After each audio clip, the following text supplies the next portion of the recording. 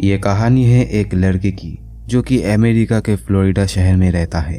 वो एक दिन कॉलेज नहीं गया था और घर बैठ के इंस्टाग्राम में वो लड़कियों की प्रोफाइल चेक कर रहा था। वो अक्सर ऐसे ही लड़कियों की प्रोफाइल देखा करता था।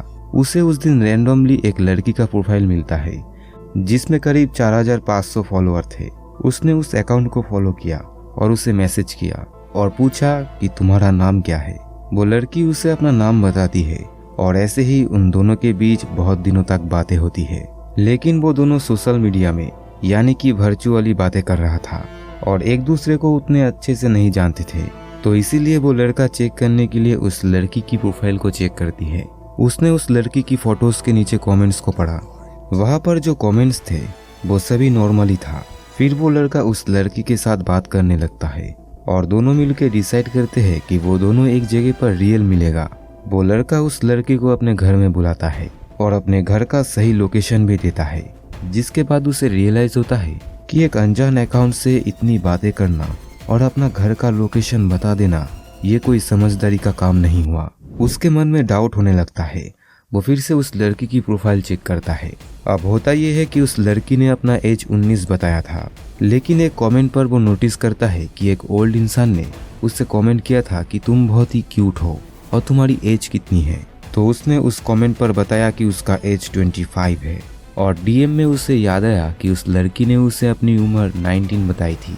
फिर कुछ देर तक कमेंट्स पढ़ने के बाद उसे एक चीज नजर आता है कि उस लड़की की फोटोज के नीचे जो भी कमेंट्स थे वो सभी लड़कों के थे, यानी उस प्रोफाइल में एक भी लड़की की कमेंट्स नहीं थी। आप अगर देखोगे तो एक लड़की की फोटोज के नीचे दूसरा कोई लड़की भी कमेंट्स करता है, जैसे कि तुम अच्छी लग रही हो या नाइस, ये सब वगैरह वगैरह। लेकिन इसमें सिर्फ और सिर्फ लड़कों का कमेंट्स था, यानी कि क्या उसकी कोई फीमेल फ्रेंड्स नहीं है। अब ये सभी चीजें और भी मिस्टीरियस होने लगी थी।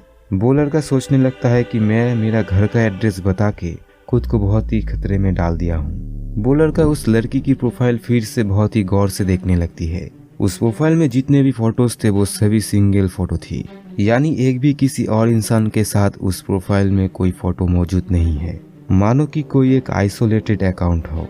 अब ये सब देखने के बाद वो तुरंत ही उस अकाउंट को ब्लॉक कर देता है और जैसे ही उस अकाउंट को उसने ब्लॉक किया उसके थोड़ी देर बाद से ही उसके साथ कुछ अजीब होने लगा। उसको और भी बहुत से फीमेल अकाउंट से मैसेज आने लगे। ये देखने के बाद वो और भी ज्यादा डर गया था। वो सारे नए अकाउंट्स को ब्लॉक करना शुरू कर दिया और जितने भी अकाउंट से मैसेजेस आ रहे थे उन सभी अकाउंट्स में 50 से भी कम फॉलोअर थे। लेकिन उसने तो अपना एड्रेस पहले ही दे रखा था उस लड़की को। इसके बाद वो तुरंत सारे मैसेजेस को अनसेंड कर दिया। वो लड़का काफी डर जाता है और परेशान होने लगता है। यहाँ पर अजीब बात यह है कि इस लड़के का घर ये है एक जंगल के बीच फार्म हाउस के पास, यानी कि एक सुनसान एरिया में, यानी कि नियरेस्ट पुलिस स्टेशन, हॉस्पिटल सभी दूर मौजूद थे और सेल टावर भी कभी कभी काम नहीं करते थे। यही चीज अगर कोई और इंसान के साथ होता है जो कि एक भरे हुए सोसाइटी में रहता है तो उतनी दिक्कत की बात नहीं थी। लेकिन ये जहाँ पर रहता है ये बहुत ही आइसोलेटेड एरिया है और यही कारण था इस घटना के बाद उसको और भी ज्यादा डर लगने लगा। इसके बाद वो रात में सोने के लिए चला जाता है, लेकिन उसे इंसोम्निया का दिक्कत है जिससे कि वो रात में ठीक से सो नहीं पाता है, जो कि आजकल की समय में 70% लोगों में ये दिक्कत है। इसके बाद फिर जिसका डर था वही होने लगा। उसके घर के नीचे एक बहुत ही बड़ा बेसमेंट है। उस बेसमेंट से बहुत ही अजीब आवाजें आने लगती है। वो तुरंत ही उस बेसमेंट में जाता है चेक करने के लिए, लेकिन वहां पर कुछ भी मौजूद नहीं था। वो सोचता है कि उसके टेंशन के चलते उसे भ्रम होने लगा है। वो फिर से अपने रूम में जाके सोने की कोशिश करने लगता है और अभी तक आप समझ गए होंगे कि उसके घर में कोई नहीं था। उसका मॉम, डैड और ग्रैंडफादर आउट ऑफ टाउन किसी काम की वजह से गया था और यही कारण है कि उसका डर बढ़ता ही जा रहा था। अब घर के बाहर जंगल में जाना सही नहीं था और घर में भी डर मौजूद था, तो इसलिए वो सोने की कोशिश करने लगता है और अचानक से ही उसे अपने रूम की गेट पर नॉकिंग की आवाज सुनाई दी। अब यहाँ पर उसकी सारी कहानी क्लियर हो गई कि वो किसी बहुत ही गलत इंसान को अपना एड्रेस दे दी।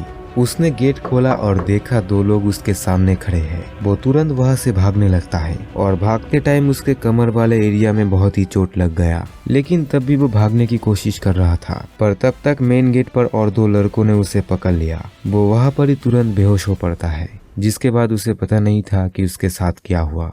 फिर अगले सुबह वो अपने मेन गेट के सामने ही उठता है। सबसे पहले वो अपने रूम में जाके अपने चोट वाले एरिया पर बैंडेज करता है और सोचने लगता है कि आखिर वो लोग यहाँ पर क्या लेने के लिए आया था। अब आइसोलेटेड के चलते उसके घर में कोई भी कैश या फिर ज्वेलरी नहीं मौजूद थी और उसका घर का सभी चीजें अनटच था, यानी कि वो लोग उसके घर से कुछ भी नहीं लिए थे। अब वो लोग यहाँ पर आए किस लिए थे, ये सोचते हुए उसे 10 दिन बीत गया था, जिसके बाद उसका फिर से नॉर्मल जिंदगी शुरू हो गई और 5 दिन बाद उसके मॉम डैड भी आ गए थे।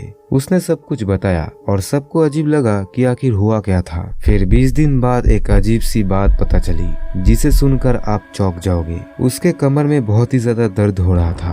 वो डॉक्टर के पास गया और बताया कि उसके कमर में बहुत ही इंटेंस पेन होता है। अब चेक करने के बाद डॉक्टर उसे बताता है कि आपका तो एक किडनी है ही नहीं।